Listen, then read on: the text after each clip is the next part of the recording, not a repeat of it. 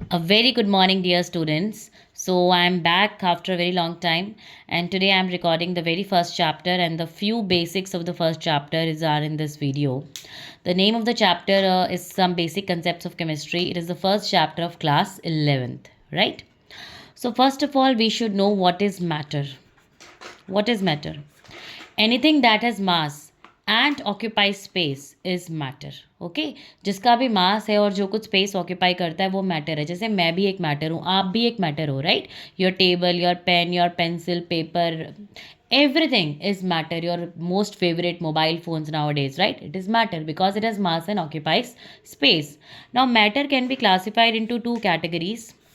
First, on the basis of physical properties, that is also known as physical classification of matter, and the other on the basis of chemical properties, which is also known as chemical classification of matter, right? On the basis of physical classification, we have three types: solid, liquid, and gas.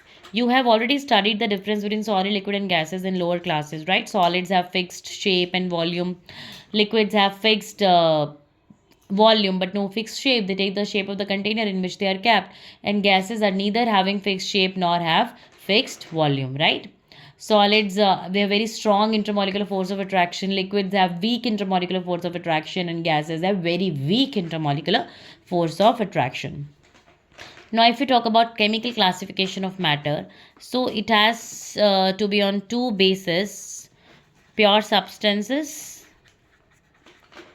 and the other is mixtures. Mixture is an impure substance, right? Now, pure substance can be of two types: elements and compounds. Now, what are elements? See, element is the simplest form of any matter, right? Simplest, like iron is an element, cobalt is an element, copper is an element, carbon is an element, hydrogen is an element. ये सारे आपके elements हैं. और compound क्या होता है? और ये तो प्योर इसलिए बिकॉज ये अकेले हैं, right? If I am talking about an iron block, it has only iron, so it is pure. Now why compounds are pure?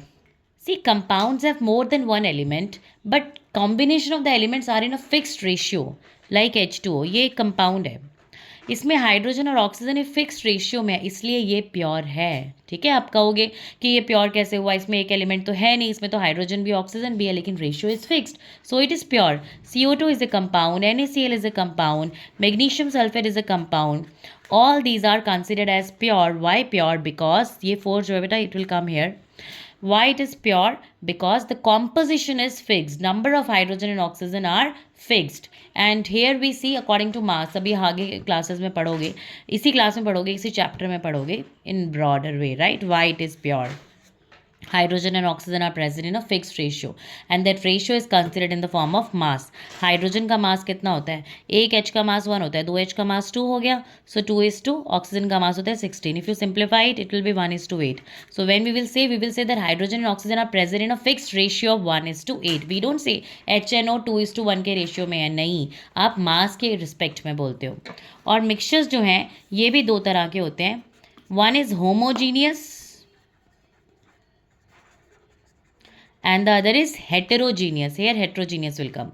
Homogeneous का मतलब होता है एक fixed, means very similar composition. When you mix two substances ना, you won't be able to recognize on seeing whether it has one component or it has two component. For example, आप पानी में नमक डाल दीजिए, पानी में चीनी डाल दीजिए.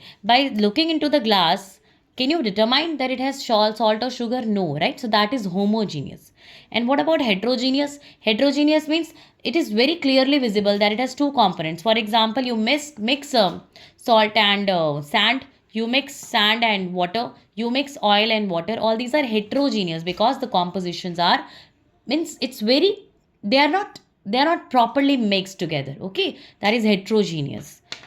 So I think I'm clear with the classification of matter, and now in the next class I'll be doing with the further of this chapter. Okay, so bye bye.